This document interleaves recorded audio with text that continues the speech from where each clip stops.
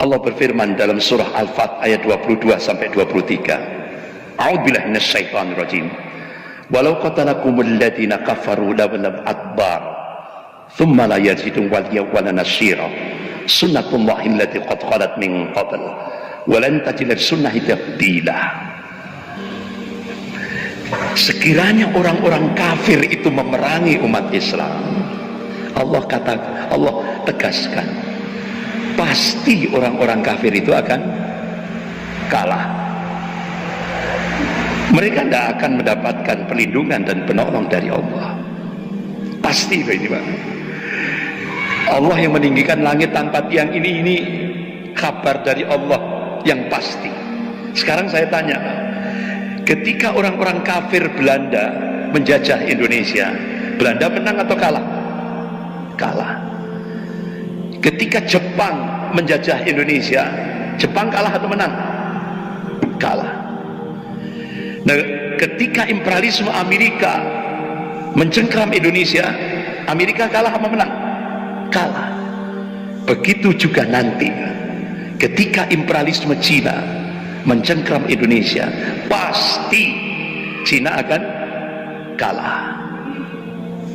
Ini Allah sendiri. Allah tegaskan sunnatullahi allati qad khalat min qabl wa lan tajida li sunnati tabdila.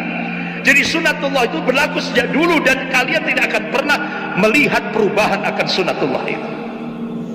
Ini sebuah kepastian dari Allah. Pak, ini motivasi, spirit Pak.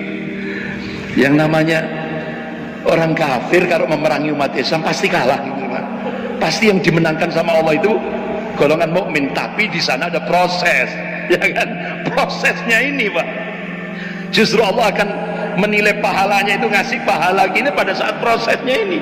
Jadi kita perjuangan kita, penderitaan kita, berpayah-payah, tangisan kita, penderitaan kita, itu yang dinilai oleh Allah prosesnya, bukan natijahnya.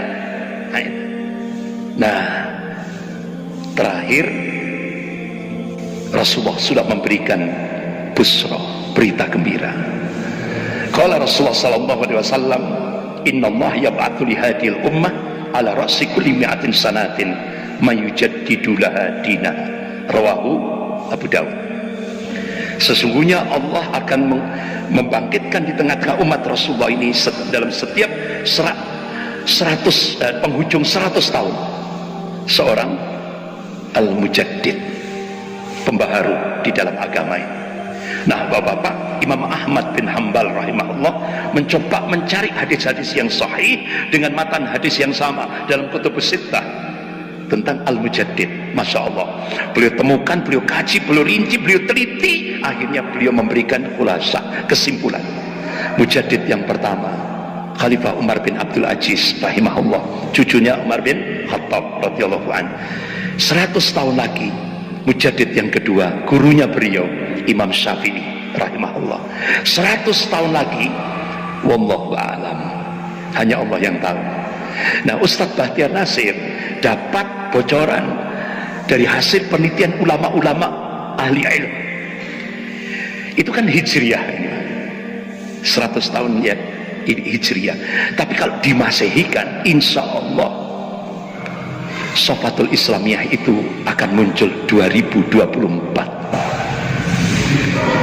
Dan bapak-bapak, ibu yang dirahmati Allah, Wakil Sekjen Rabita Ulama Palestina Syekh Dr. Abu Bakar Al-Awabidah, selama beliau di penjara Israel, itu kan kedua matanya di Sinai.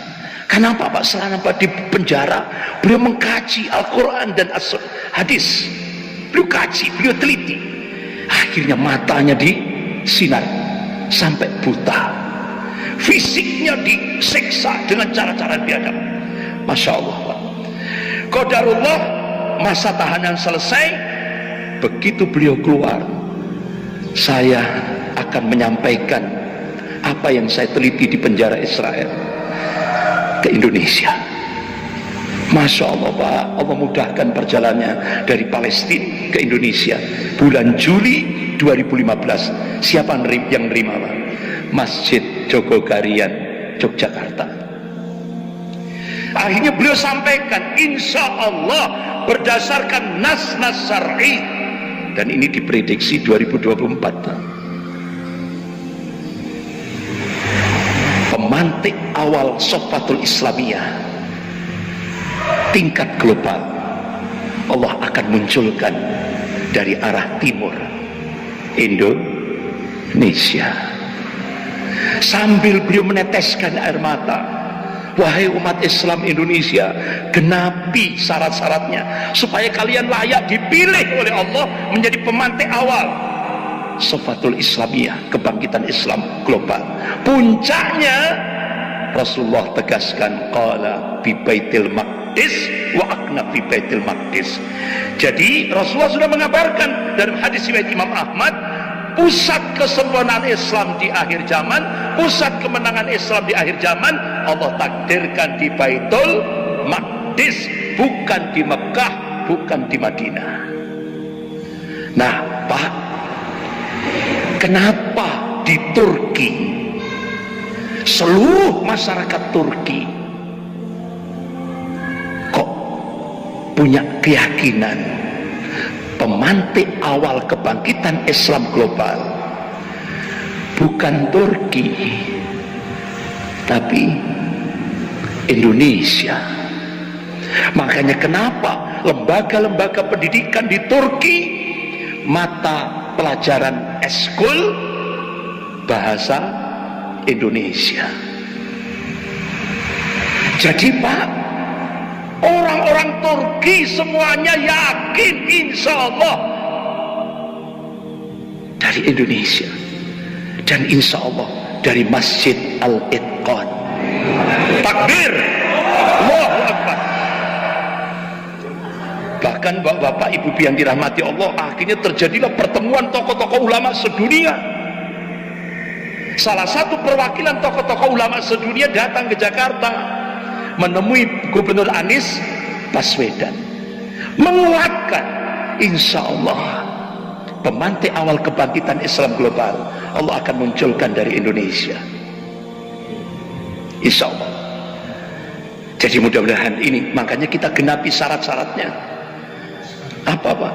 Saya diskusi sama Ustadz Bahtiar Nasir 5.